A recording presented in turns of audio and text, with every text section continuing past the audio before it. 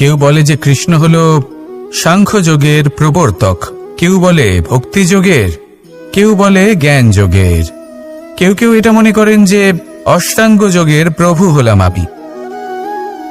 কিন্তু এই যোগ আসলে কি? যোগ বিষয়টাকে বোঝা খুব একটা কঠিন নয়, কিন্তু সেই যোগকে নিজের যাপনের অংশ করে তোলা হলো অত্যন্ত কঠিন, আর তার জন্য প্রয়োজন অভ্যাস। যোগ শব্দটার অর্থ হলো যুক্ত করা, আর এটা আমি ছোটবেলায় শিখেছিলাম। যখন আমার মাখন খেতে ইচ্ছে করত আর মা মাখনের সেই হাঁড়িটা ওপরে টাঙিয়ে রাখতেন, তখন আমরা ভাবতাম যে অত দূরে পৌঁছবো কি করে। তখন আমরা যোগের বিষয়ে জানতে পারলাম, আর তখন জানতে পারলাম যে সবথেকে গুরুত্বপূর্ণ যোগ আসলে কি? সহযোগিতা, সাহায্য। আমরা সব সখারা একসাথে জড়ো হতাম, একে অপরের পিঠের ওপর উঠে দাঁড়াতাম, আর তারপর আমরা ওই মাখনের হাড়ির কাছে পৌঁছতে পারতাম, আর তারপর আমরা সবাই মিলে সেই মাখন ভাগ করে খেতাম। সহযোগিতা, এটা অত্যন্ত গুরুত্বপূর্ণ। পাণ্ডবরাও মহাভারতে এটাই করেছিলেন। ওনাদের সাথেও কেউ ছিল না, একে অপরকে সাহায্য করে ওনারা অনেক বীরদের একত্রিত করেছিলেন। তারপর অবশেষে মহাভারতের এই মহাযুদ্ধে ওনারা জয়লাভ করেছিলেন। রামায়ণে রাম এবং লক্ষ্মণের সাথে কেউ ছিল না। সহযোগিতার মাধ্যমে ওনারা ভাল্লুক আর বানর সেনাকে একত্রিত করেছিলেন, আর এই সংসারের সব থেকে প্রবল রাক্ষস রাবণকে বধ করেছিলেন। মনে রাখবেন, একসাথে মিলে যদি আপনারা কর্ম করতে শেখেন, তাহলে এই সংসারে এমন কিছুই নেই যেটা আপনি অর্জন করতে পারবেন না। আসুন আমার সাথে ভালোবেসে বলুন, রাধা রাধা। এই সংসারে প্রত্যেকটা জিনিসের নিজস্ব একটা বিশেষত্ব আছে, আর তার বিশেষত্বর জন্যই তাকে বিশেষ গুরুত্ব দেওয়া হয়। যদি কথা বলি অস্ত্রের, যেমন তরোয়াল, তরোয়াল নির্মাণ করা হয়েছে রক্ষার জন্য। কত তাড়াতাড়ি সে সামনে উপস্থিত শত্রুকে নিধন করতে পারে। এবার এই তরোয়ালের কোন গুণটা দেখা প্রয়োজন? সেটার ধার। সেই বস্তুটি নয় যার মধ্যে এই তরোয়াল রাখা হয়। সেইভাবেই যদি আমি কথা বলি বানের, তাহলে এটা প্রয়োজনীয় নয় যে সেই বান কতটা তীক্ষ্ণ, কতটা বলশালী। এটা দেখা প্রয়োজন যে তার আকারটা কেমন। সে কি বাতাস ভেদ করে নিজের লক্ষ্যে পৌঁছতে পারবে? সেটা বেশি গুরুত্বপূর্ণ, সেই জায়গাটা নয় যেখানে সেই বান রাখা হয়। ঠিক সেইভাবেই যদি আপনি কোনো মানুষেরই মূল্য বুঝতে চান, তাকে পরখ করে দেখতে চান, তাহলে তার জাতি, তার ধর্ম, তার রূপ, তার আকার, সেগুলো দেখে তাকে পরখ করতে চেষ্টা করবেন না। তাকে পরখ এই সব কিছুর ভিত্তিতে করবেন না। তার স্বভাবটা দেখুন, তার গুণ দেখুন, তার প্রতিভা দেখুন, তার কর্ম দেখুন, কারণ এটাই সেই ব্যক্তির আসল পরিচয়, এটাই হলো তার অস্তিত্ব। যখনই আপনি কোনো নর্তককে শ্রেষ্ঠ নৃত্য প্রদর্শন করতে দেখেন, তখন আপনি কিন্তু এটা ভাবেন না যে সে কোথা থেকে এসেছে, সে কি খায়, ওর বন্ধু বান্ধব কারা। আপনি তার নৃত্য দেখেন, ওর শিল্প দেখেন, সেটারই প্রশংসা করেন, সেটাকেই সম্মান করেন। সেইভাবে এই সংসারে সকলকে সম্মান করুন, আর এই সম্মানের আধার হওয়া উচিত তার গুণ, তার স্বভাব, তার কর্ম, তার রূপ আর তার বেশভূষা নয়। আসুন আমার সাথে ভালোবেসে বলুন, রাধা রাধা। সবাই বলেন যে জীবনে কাদের সঙ্গ লাভ করছি সেটা খুব গুরুত্বপূর্ণ। এক ঝুড়ি ফলের মধ্যে যদি একটা পচা ফল আপনি রেখে দেন, তাহলে আস্তে আস্তে সমস্ত ফল পচে যায়। সেই জন্য কথায় আছে যে কুসঙ্গ থেকে দূরে থাকো। কিন্তু কি করা যায়? এই সংসার খুবই ছোট। যেখানে আমরা কাজ করি, যেখানে আমরা থাকি, যে পথে আমরা আসা যাওয়া করে থাকি, যে পথে আমরা ভ্রমণ করি, সেখানে এমন অনেক সংখ্যক ব্যক্তি থাকেন যাকে দেখে আমরা মনে করি যে এদের থেকে দূরে থাকতে হবে। তখন আমরা কি করতে পারি? তাদের কি আমরা পরিত্যাগ করব? তাহলে এই সংসারে এমন অনেক মানুষ আছেন, তাহলে কি সংসারই পরিত্যাগ করব? না, সেই ফলের মতন হবেন না যারা একটি পচা ফলের উপস্থিতির জন্য নিজেরাও নষ্ট হয়ে যান। বরং হয়ে উঠুন চন্দন বৃক্ষের মতন, যেটা আসলে সাপেদের বাসস্থান, যেখানে অনেক সংখ্যক অত্যন্ত ভয়ানক বিষধর সাপ থাকে। তারপরেও এই চন্দন, সে কিন্তু নিজের শ্রেষ্ঠত্ব হারায় না, এর মূল্য কিন্তু সেই একই থাকে। মনে রাখবেন, এই সংসারে নিজের সঙ্গ বদলানোর পূর্বে নিজেকে বদলান। নিজেকে কিছুটা এমন ভাবে গড়ে তুলুন যে কেউ আসুক না কেন সে যেন আপনাকে বিভ্রান্ত বা দূষিত না করতে পারে। আসুন আমার সাথে ভালোবেসে বলুন, রাধা রাধা। নিজের নিজের অভিজ্ঞতাগুলো দেখে, তার পরিণাম দেখে প্রত্যেক মানুষের মনে একটা ধারণা জন্ম নেয়। প্রজন্মের পর প্রজন্ম যখন অগ্রসর হতে থাকে, এই ধারণাগুলোই কারণ হয়ে ওঠে যা মানুষের জীবনে তার শুভর, অশুভর, লাভের, ক্ষতির এই সব কিছুর আধার হয়ে ওঠে। যেমন ধরুন, আপনি কোথাও যাচ্ছেন আর পথে বেড়াল রাস্তা পার করে গেল, সেটা অশুভ বলা হয়। কেউ হাঁচলে কাজ থামিয়ে দেওয়া হয়। বলা হয় যখন আপনি কোনো শুভ কাজ করতে যাবেন তখন মিষ্টি খেয়ে যাবেন, কাজ সফল হবে। যদি কোনো ব্যক্তি অনুচিত কথা বলে দেন, তার মানে অনুচিত কিছুই ঘটবে, আদি ইত্যাদি এরকম অনেক সংখ্যক ধারণা আছে। কিন্তু সবকিছু যদি এরকমই হতো, তাহলে প্রত্যেক মানুষ নিজের কথা দ্বারা নিজের বা অন্য কারোর জীবন স্বর্গতুল্য করে তুলত, নয়তো নরকে পরিণত করত। কিন্তু এরম কি আদৌ হয়? না।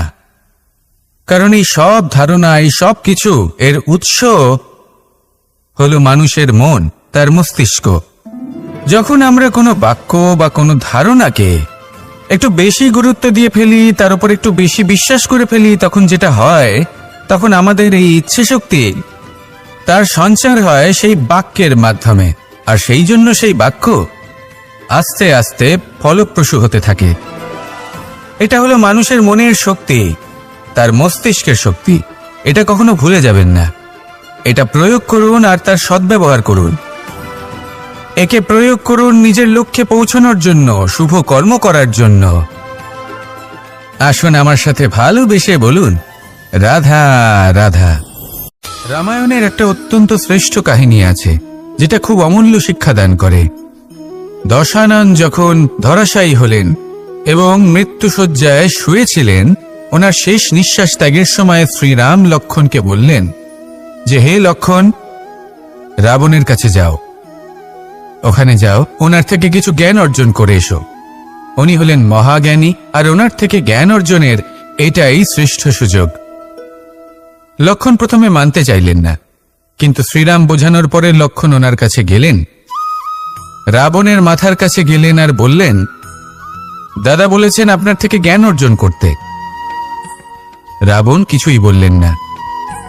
লক্ষ্মণ বললেন, আপনি তো দেখছি খুব অহংকারী, মৃত্যুশয্যায় শুয়ে আছেন, শেষ নিঃশ্বাস ত্যাগ করতে চলেছেন, আর তাও এত অহংকার।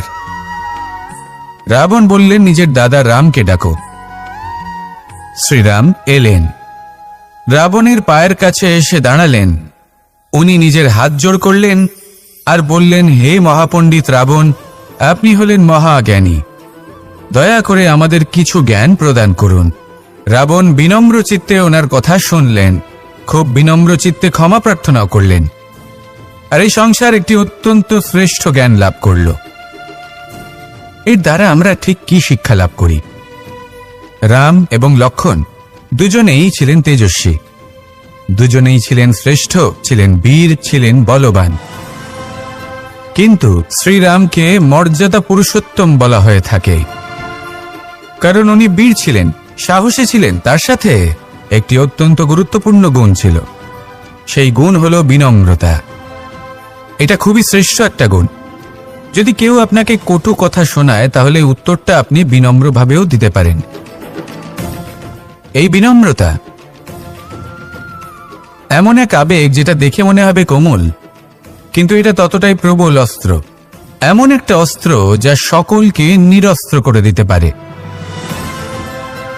যদি আপনি সাহসী হন এবং বিনম্র হন, তাহলে আপনি বিজয়ী হবেন। যদি আপনি জ্ঞানী হন এবং বিনম্র হন, তাহলে আপনি অবশ্যই মহাজ্ঞানী হয়ে উঠবেন। তাই নিজের মনে বিনম্রতা ধরে রাখুন আর ভালোবেসে বলুন, রাধা রাধা। মানুষ জীবনে অনেক ধরনের সুখ লাভ করে, অর্থ সুখ, পরিবারের সুখ, বৈভবের সুখ। কিন্তু এমন একটা সুখ আছে যা বেশিরভাগ মানুষকে প্রভাবিত করে, কিন্তু সেই সুখ তাদের কোনো প্রয়োজনই নেই। সেটা হলো পরনিন্দা সুখ। অর্থাৎ এমন কোনো ব্যক্তিকে নিয়ে নিন্দা করা, তার প্রতি অনুচিত শব্দ প্রয়োগ করা, কারণ সেই ব্যক্তিকে আপনি পছন্দ করেন না।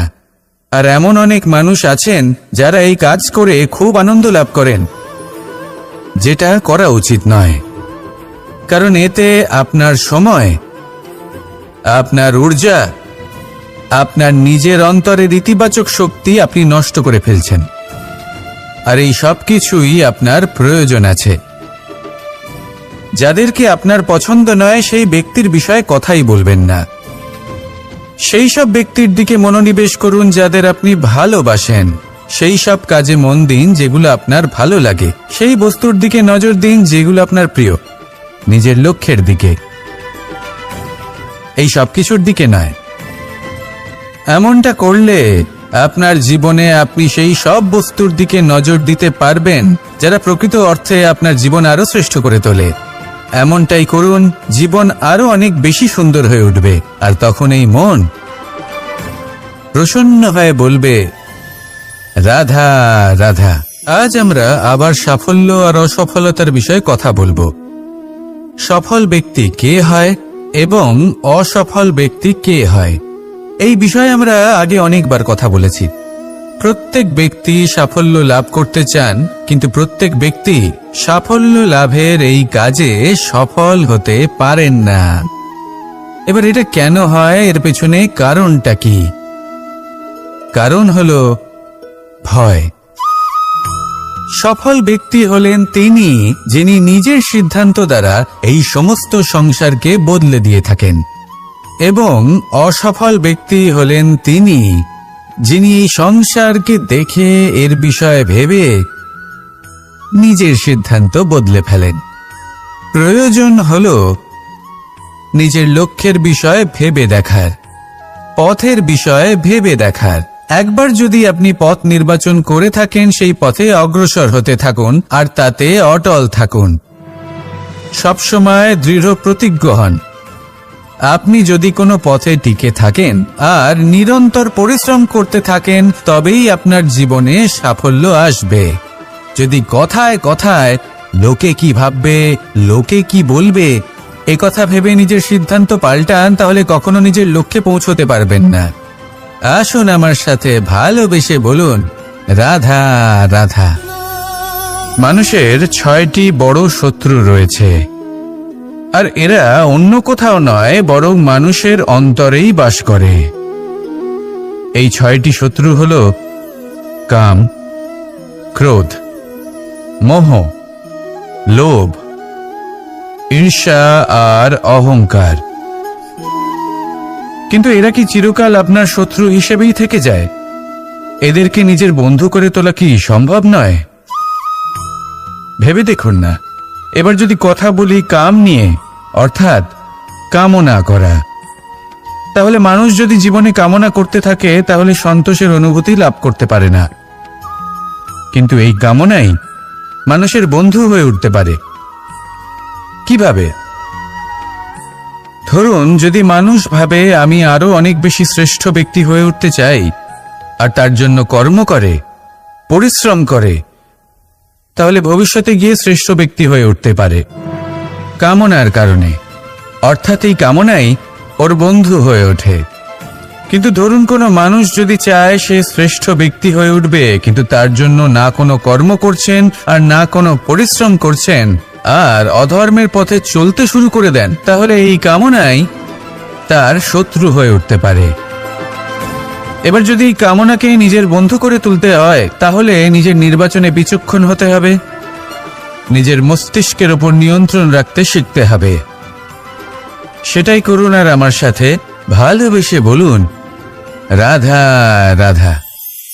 আজ আমরা মানুষের আরো একটি শত্রুর বিষয়ে কথা বলবো, যার নাম হলো লোভ।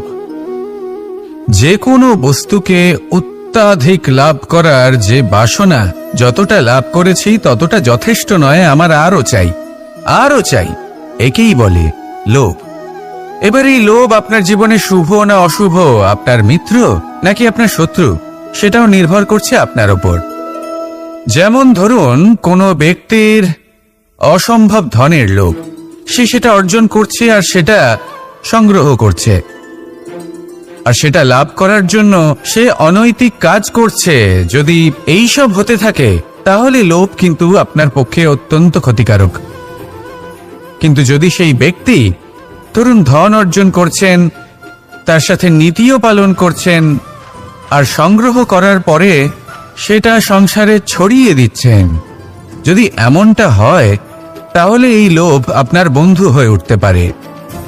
যদি আপনার সৎসঙ্গ লাভ করার, সৎকর্ম করার লোভ থাকে, তাহলে আপনি কখনো একা থাকবেন না। যদি ভালোবাসা প্রদান করার লোভ থাকে, এই সংসারকে সাহায্য করার লোভ থাকে, তাহলে এই লোভ, যা সংসারের শত্রু, সেটা কিন্তু আপনার সাথে পরমাত্মার মিলন ঘটাতে পারে। এবার এই লোভকে নিজের মিত্র করে তুলবেন নাকি শত্রু করে তুলবেন, সেই সিদ্ধান্ত আপনারই। আসুন আমার সাথে ভালোবেসে বলুন, রাধা রাধা। একটি সোনার মুদ্রা নিন, সেটা জলে ফেলে দিন, তারপর তুলে নিন, সেটা মাটিতে ফেলে দিন, আবার তুলে নিন, কাদায় ফেলে দিন, আবার তুলে নিয়ে হাতুড়ি দিয়ে তার উপর প্রহার করুন। তারপরেও সেই সোনার মুদ্রার মূল্য সেটাই থাকে যা আগে ছিল, তাই না? এটা হলো উদাহরণ সংসারের সেই প্রত্যেকটা জীবের জন্য, প্রত্যেকটা মানুষের জন্য। কখনো কখনো জীবনে সাফল্যের বদলে আমরা বিফলতা পাই। যতটা আশা করেছিলাম ততটা শ্রেষ্ঠ কর্ম করতে পারি না। কখনো বা আমরা ভুল করে ফেলি, কখনো আমরা অনুচিত কর্ম করে ফেলি, কখনো সংসার আমাদের বুঝতে পারে না। তার পরিণামস্বরূপ এই সংসার আমাদের নিন্দা করে, আমাদের উপেক্ষা করে, আমাদের বিষয়ে কটু কথা বলে, কখনো সামনাসামনি বা কখনো পেছনে। সংসার এমন একটা আচরণ করে যেন আমাদের সাথে কথা বলাটাই একটা বিশাল অপরাধ। এবার সেক্ষেত্রে কি করা উচিত? মনকে শান্ত করা উচিত। বেশিরভাগ ক্ষেত্রেই এমন সময় মানুষ এটা ভেবে বসে যে তার জীবনের কোনো মূল্যই নেই। তার মনে হয় যে সে এই সংসারে শুধু একটা বোঝার সমান।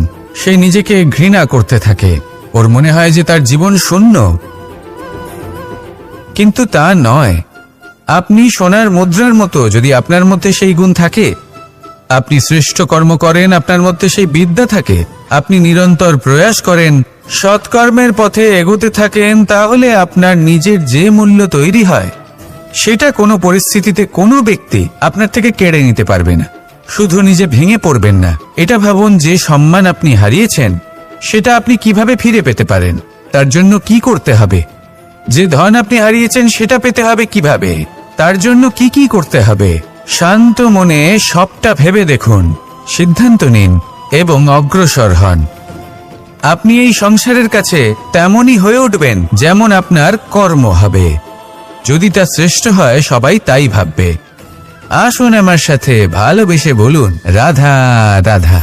মানুষের শরীরের বিভিন্ন অঙ্গ দ্বারা ভিন্ন ভিন্ন প্রকারের কাজ করা হয়, আর সেই জন্য মানুষ নিজের শরীরের যত্ন করে, তার খেয়াল রাখে, নিজের শরীরকে সুস্থ রাখে, স্বচ্ছ রাখে, বস্ত্র পরিধান করে, আর কোথাও আঘাত লাগলে ক্ষতস্থান ঢেকে ফেলে। মানুষের শরীরে এমন একটি অঙ্গ আছে যা চোখে দেখা যায় না, যা অদৃশ্য থাকে, কিন্তু সেইটা দিয়ে মানুষের বিষয়ে অনেক কিছু জানা যায়। এবং মানুষের শরীরের সেই অঙ্গের নাম হল বাণী, আপনার ভাষা। আপনি যেভাবে কথা বলেন, যার সাথে কথা বলেন, আপনি যেভাবে শব্দচয়ন করেন, তার দ্বারা আপনার বিষয়ে অনেক কিছু বোঝা যায়, আপনার ব্যক্তিত্বের বিষয়ে অনেক কিছু বোঝা যায়। সেই জন্য সবসময় কিছু বলার আগে একটু ভেবে নিন, নিজের কথার ওপর একটু নিয়ন্ত্রণ রাখুন। আমার কথা শুনুন, এই হৃদয়কে শুদ্ধ করে তুলুন। যদি এই হৃদয় শুদ্ধ থাকে তাহলে সর্বদা মধুর বাণী নির্গত হবে, যা সবাইকে প্রফুল্ল করে তুলবে। আর তখন এই মন প্রসন্ন হয়ে বলবে, রাধা রাধা। ধন, সম্পদ, ঐশ্বর্য, মানুষ হয় নিজের সৌভাগ্যের দ্বারা এগুলো লাভ করে থাকেন বা কর্মের দ্বারা। সৌভাগ্য আসলে কি? গ্রহের দশা, যা প্রত্যেক মুহূর্তে বদলাতে থাকে। কর্মের মাধ্যমে যখন আপনি ধন অর্জন করেন, তখন সেই ধন আপনার আগামী প্রজন্ম লাভ করে। সেটা হয় সে ভোগ করে বা তার জন্য তার ভোগান্তি হয়। আর এটা নির্ভর করছে আপনার কর্মের ওপরে। কি কর্ম করেছেন আপনি সেই ধনকে লাভ করার জন্য। যদি আপনি সৎ পথে চলেন, নিষ্ঠা ভরে আপনি কর্ম করে থাকেন এবং তার ফলে আপনি ধন অর্জন করে থাকেন, তাহলে আপনার আগামী প্রজন্ম সেটা ভোগ করবে, সেটা প্রয়োগ করবে নিজের বিকাশের জন্য। কিন্তু যদি আপনি কুকর্ম করে থাকেন, কোনো রকম ছলনা করে থাকেন এই ধন লাভ করার জন্য, তাহলে 100% আপনার আগামী প্রজন্মকে এর জন্য ভুগতেই হবে। তাহলে আপনি কি চাইবেন? যে আপনার আগামী প্রজন্ম সুখ ভোগ করবে, নাকি আপনার কুকর্মের পরিণাম ভোগ করবে? নির্বাচন আপনারই। আসুন আমার সাথে ভালোবেসে বলুন, রাধা রাধা। মাতা পিতার মনে সবসময় এই বাসনা বাস করে যে ওনাদের সন্তানের যেন মঙ্গল হয়। নিজের সন্তানকে সেই সবকিছু দেবার সবসময় চেষ্টা করতে থাকেন যেগুলো তারা নিজেরা নিজেদের জীবনে কখনো পেতে পারেননি। এবং এই প্রক্রিয়ায় সবথেকে গুরুত্বপূর্ণ বিষয়টি ভুলে যান, নিজের সন্তানকে সেই জিনিস দেওয়া যেটা উনি সবথেকে আগে পেয়েছেন। আমি ধনের কথা বলছি না, আমি বলতে চাইছি নিজের অভিজ্ঞতা দ্বারা ওনারা যে মানসিক স্থিতি লাভ করেছেন, ওনারা যে মর্যাদা লাভ করেছেন, যে শিক্ষা ওনারা লাভ করেছেন, সবার আগে নিজের সন্তানকে সেটা দেওয়া প্রয়োজন। সেটা যদি নিজের সন্তানকে দিতে পারেন, তাহলে এই সন্তান জীবনে তার পথে এগোতেও পারবে, ধন অর্জনও করতে পারবে এবং শক্তিশালী অনুভবও করতে পারবে। সেই জন্য সন্তানকে সবার আগে সেটা দান করুন যেটা সব থেকে বেশি মূল্যবান। সেটা দিন যেটা আপনি সবার আগে লাভ করেছেন। আসুন আমার সাথে ভালোবেসে বলুন, রাধা রাধা।